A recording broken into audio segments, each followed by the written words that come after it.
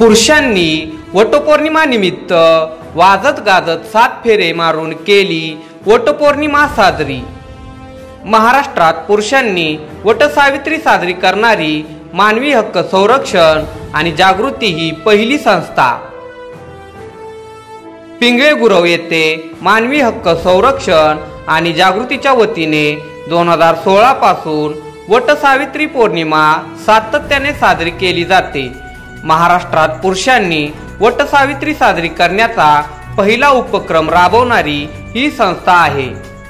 प्रत्येक महिला वटवृक्षाप्रमाणे आपल्या पतीला दीर्घ आयुष्य लाभावे व 7 जन्मी हाच पती परमेश्वर म्हणून मिळावा म्हणून दीर्घ आयुष्य असणाऱ्या वटवृक्षाची पूजा करण्याची प्रथा आहे।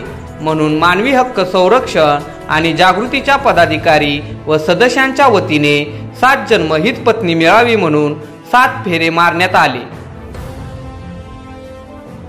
यावेळी राष्ट्रीय अध्यक्ष विकास कुचेकर, शहराध्यक्ष अण्णा जोगदंड, कामगार कल्याण उपायुक्त मनोज पाटील, पिंपरी चिंचवड महिला अध्यक्षा मीना करंजावणे, पश्चिम महाराष्ट्र महिला अध्यक्षा संगीता जोगदंड, मराठवाडा जनविकास संघाचे अध्यक्ष वृक्षमित्र अरुण पवार, ज्येष्ठ प्रबोधनकार शारदाताई मुंडे, गुणवंत कामगार काळूराम लांडगे, कार्याध्यक्ष गजानन धाराशिवकर, अमोल लोंढे, विकास शहाणे, सुरेश कंक, प्रकाश बंडेवार, राजेंद्र गोराणे, आरोग्य मुकादम विजय कांबळे, लक्ष्मण जोगदंड, जाई जोगदंड, रमेश थोरात, प्रदीप बोरसे, जालिंदर दाते, शंकर नाणेकर, श्यामराव सरकाळे, प्रकाश सावंत, सचिन करंजावणे, इंद्रजित चव्हाण, सारंगी करंजावणे ही उपस्थित होते।